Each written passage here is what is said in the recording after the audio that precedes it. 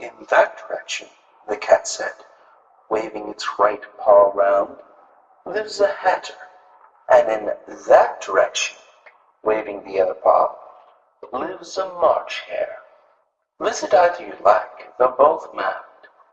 But I don't want to go among mad people, said Alice. Oh, you can't help that, said the cat.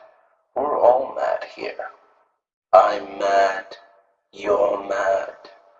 How do you know that I'm mad? You must be, said the cat, or you wouldn't have come here.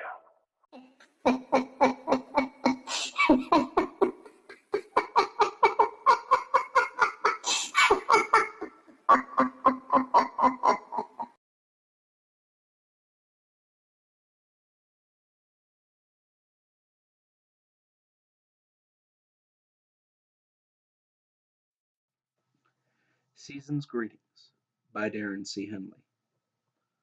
The snow fell in abundance as I sat down with a glass in hand. Alone in my cabin, I thought that to spend Christmas on my own was a dreary existence, but calming all the same. I had no family to comfort me, but no one to disappoint me as well. I've always found people conveyed the latter more than the former. I have always been a better writer than a person, so the fact that my family had stopped inviting me to their Christmas parties wasn't surprising to me, and I wasn't complaining.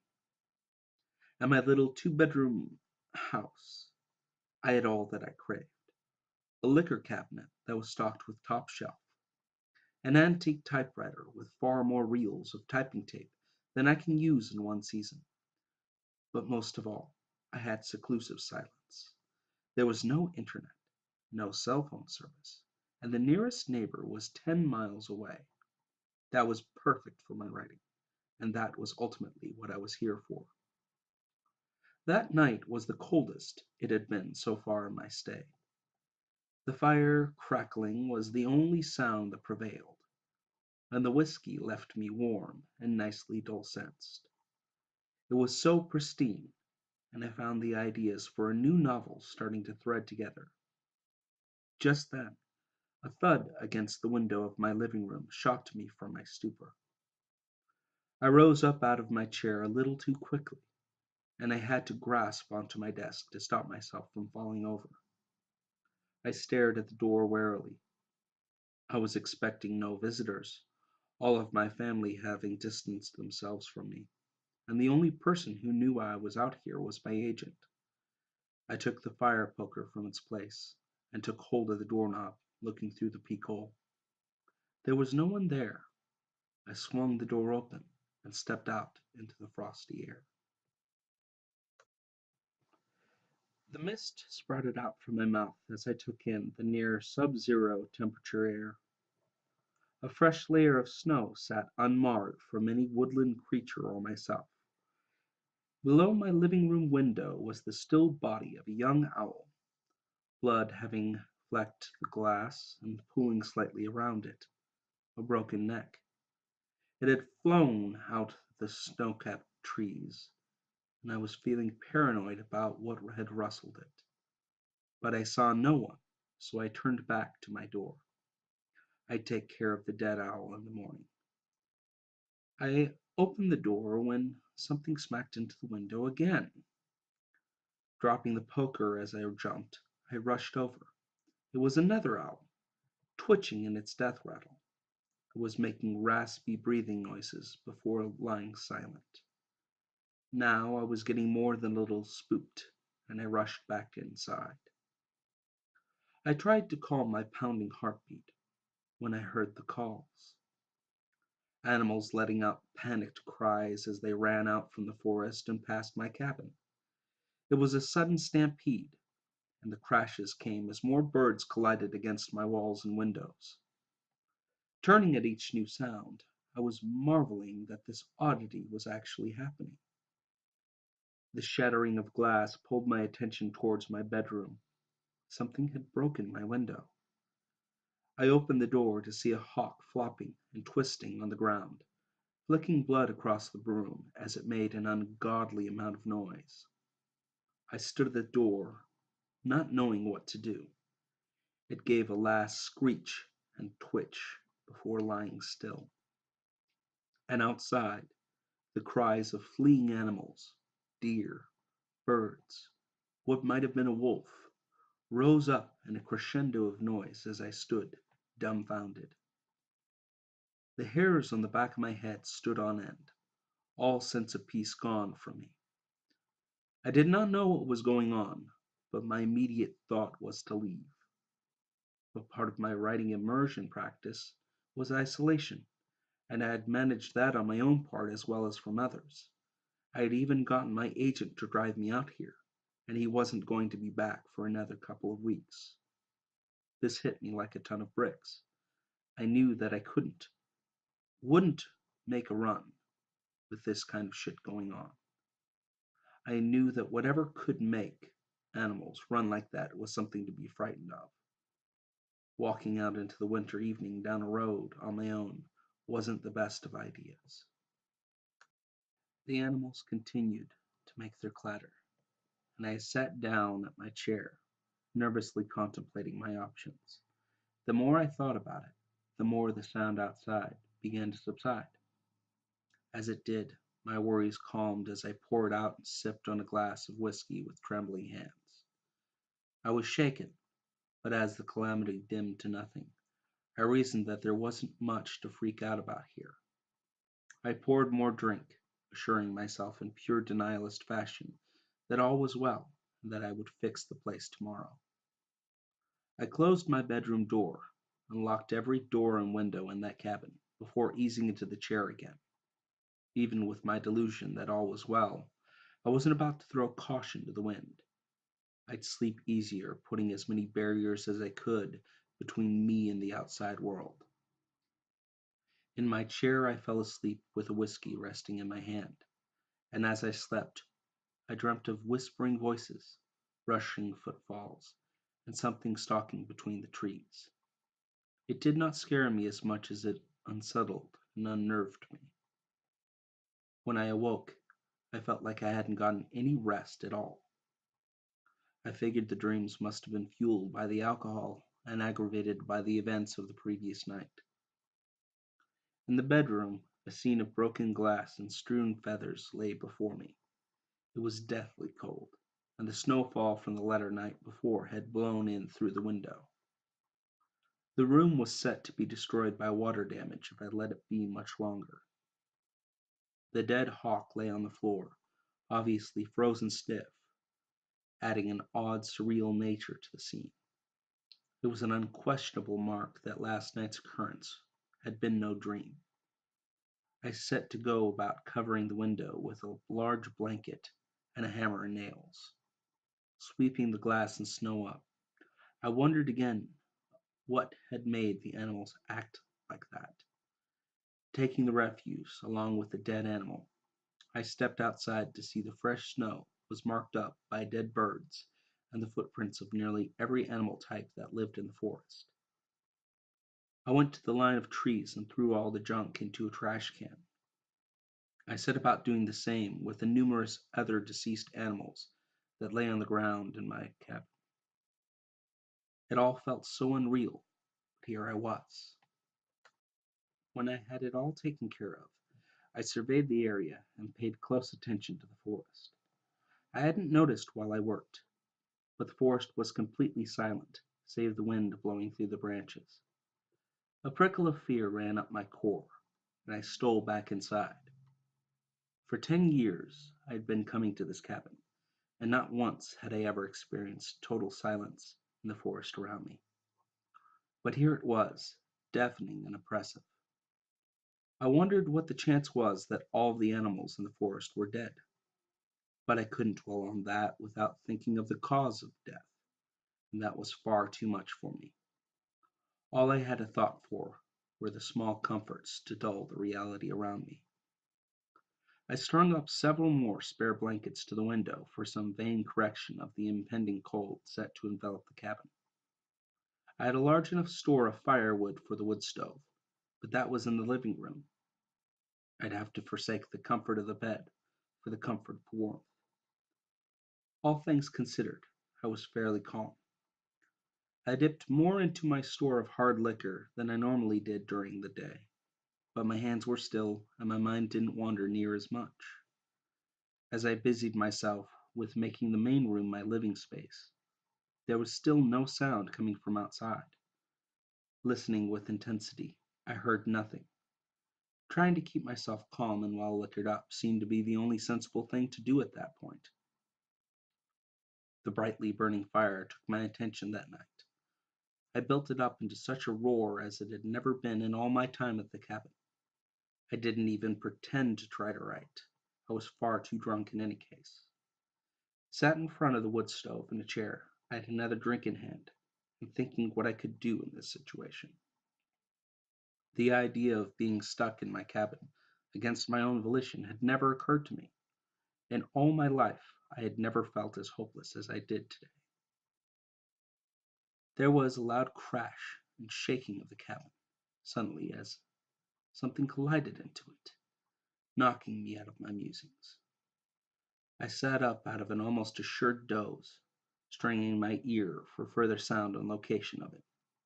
It came again, the glass of the windows in the living room and the door rattling in a deafening knock. Something was pounding on the east side of the building with considerable strength. I rose up and I stalked to the door as quietly as I could. Another hit made me seize up and shudder. Thoughts of what could be outside flashed through my mind, and my nerve waned from fear. But I stole myself and forced my feet forward. Opening the door to the night air, I crept out along the deck. Grunts with belabored breathing cut through the surrounding silence, and I could tell it was in pain. I crunched through the snow and peeked around the cabin. There stood a bloody bear, quaking and dripping viscous fluid from its mouth. It backed up and charged once more towards the structure to collide headlong. When it connected, there was a great snap as it fell in quick succession. It twitched for a few moments as it suffocated, then it lay in stillness. I stood there looking on, unmoving and hardly breathing. Minutes passed as I watched the body. The scene, with the lack of sound, added a surreal nature to the moment. I found either courage or curiosity to drive me and made my way towards the dead bear. There was no movement from it, adding a level of assured safety in this. The snow beneath the bear's head had started turning crimson with the slow creeping of blood. Kneeling down to get a closer look at the corpse, I noticed a number of oddities about the body. The fur on its body had become largely patchy, the red skin below showing through, bumpy and inflamed. I looked closer, and I saw that those bumps were actually moving. I reached out to touch the skin and jumped back in horror. The skin had just stretched slightly, and had broken, bloody worms tearing through all along its hide. A new gush of blood, mixed with other body fluids, came out of the bear's open jaws. I scuttled away from the body as they crawled out. I was mortified by this, transfixed and hyperventilating. They were long, ropey things, and they squirmed towards me with single-mindedness in their movements. I got to my feet and staggered away, hurrying back into the cabin. I shut the door and dragged my writing desk against the wood. I sank down to the ground against the desk and tried to gain some hold on myself. Something was wrong with these animals. Something was going on in this forest, and I wanted nothing to do with it. I thought about bundling up right then and there and making a hike for the next house closest to me. But darkness was already here, and there wasn't a chance in hell that I was going to walk the road at night while surrounded by these woods. Adding to my reasoning, I was still drunk, and I was bound to fall and get a brain concussion. Just stay calm, I told myself, and wait until morning to do anything rash. The image of that suicidal bear was burned into my mind's sight, and those long, grotesque pale worms that had dug their way out scared me more than anything. I got up and threw another log onto the fire, and tried to sit down in the chair with as much stoic grace as I could manage.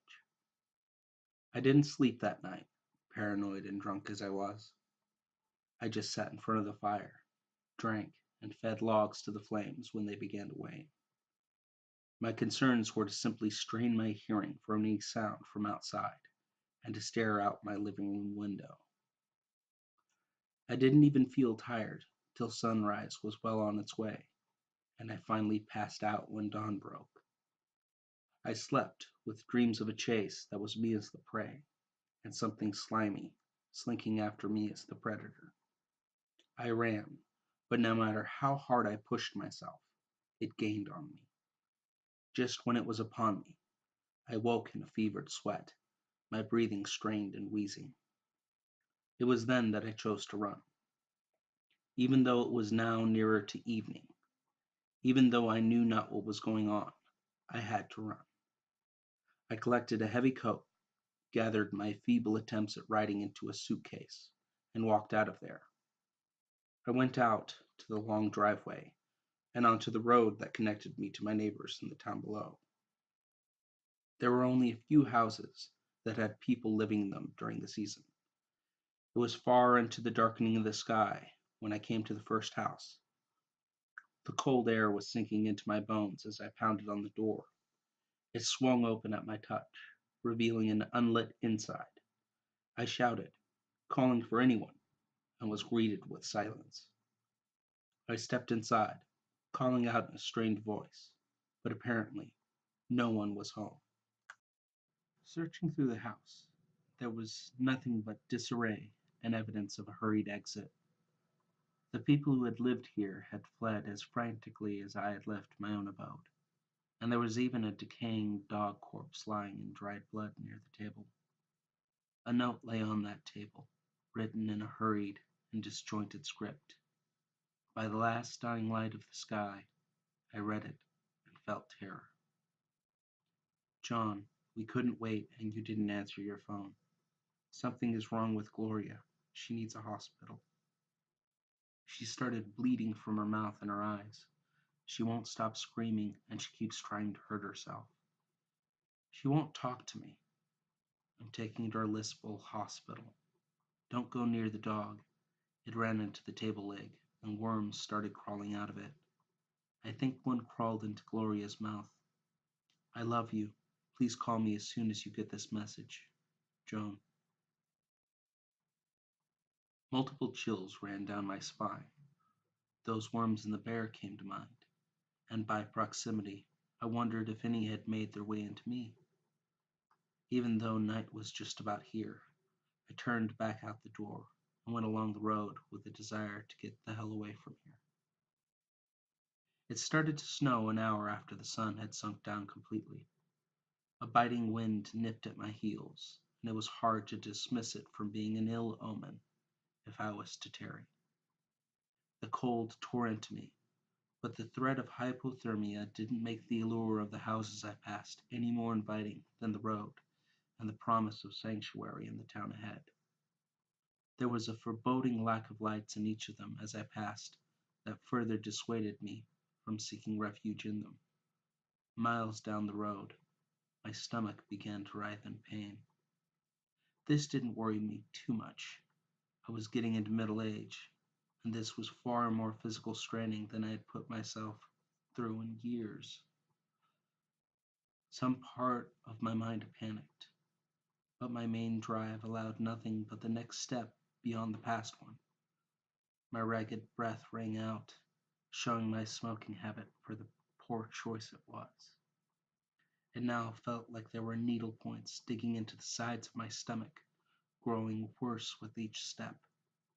My brain played the image of worms bursting out from dead skin, and I shivered for more than just the freezing temperature. Picking up my speed, I pushed my exhausted limbs further than before. I needed to get where other people were. I knew that would be the solution. though I wasn't exactly sure of the how. The pain was now spreading, and when it reached my neck, I felt true fear. I stopped, bent over, and retched. It just came over me, and I was brought to my hands and knees. Out of my mouth, a flood of blood came, black in the dark of the night. Pain racked my body, holding me in a hot embrace. It just kept coming out of me. I wondered if I could be so lucky as to pass out and escape the agony I was caught in. It turned out I wasn't so lucky. Finally, it passed, leaving me gasping and clutching my chest. I forced my breathing to even out, and I stood up with uneasy legs. I swayed, but held upright. I took one shaky step. I didn't know if the pain was subsiding, or if what I felt now just paled in comparison to the moment before. Another step in front of the first. The town had to be right there, over the next hill. I remarked then that I should have left after that first night. The dawn lit up a dull gray sky when I saw the town below. It was at this point that the pain in my body lit up worse than ever. I ran as hard as I could as an unstoppable scream escaped my lips. Medical report from Dr. Wyndham, Lispell Hospital, December 5th, 2016. We had another screamer come to town from up on the mountain. This is the 11th one this week, making a total of 18 with the numbers from last week. The same symptoms: elevated heart rate, hemorrhaging of the eyes, mouth, nose, ears, and genital orifices, extreme suicidal behavior, and no distinct appearance of sentience, seeing as they don't stop screaming. All expire from heart failure, blood loss, or suicide, and the emergence of an unknown species of parasitic worm, numbering in the hundreds from each patient. The worms seek the nearest available uninfected host in the vicinity. We have followed all protocol in line with containment standards as decreed by the relevant government agencies dictated 3 weeks ago. No patients originating from the town to document so far, and the government dictation of silence to any and all media outlets has been followed as far as to my own knowledge. I will document any further patients, as I have per individual patient report before. Audio message from Nurse Jessie Martin, Lispell Hospital, December 20th, 2016.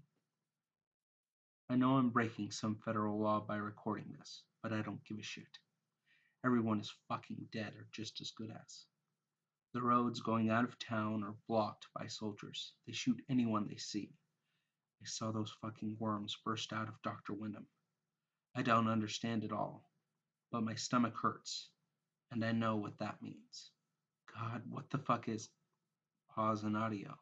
Sounds of vomiting carrying on for 3 minutes, 22 seconds. God, why? Why? Sound of a gun cocking, and a subsequent firing. Audio continues until length exceeds space on device, then ends. Journal entry of Marlene Cinta, Town of Lispell, December 22nd, 2016. Written in crayon in the hand of a 6-year-old, disjointed in segments. The wormies got mommy and daddy. Eric says we are supposed to stay inside. I'm so hungry and I want my mommy and daddy. Eric wouldn't let Mr. Jerry in. He was yelling so loud and made so much noise.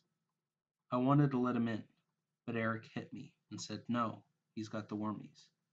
He's been so mean to me. I am so illegible for 2 lines. And he says he has to leave.